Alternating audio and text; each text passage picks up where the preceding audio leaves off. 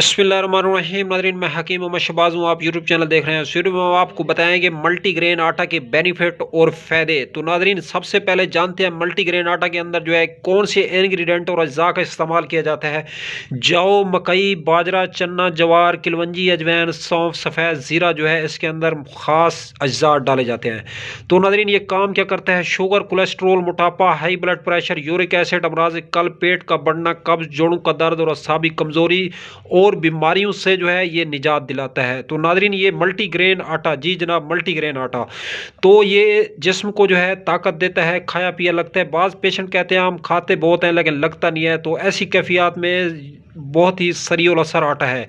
नाज़रीन, 2 किलो आटे को और सादा गंदम का जो 10 किलो आटा उसमें मिक्स करके रोटी बनती है इससे। तो नाज़रीन, ये आप लोग अगर बैक करना चाहते हैं, कॉन्टैक्ट नंबर 0309 990 2891 रब्ता करके आसानी से ये आटा जो है डिलीवरी किया जा सकता है।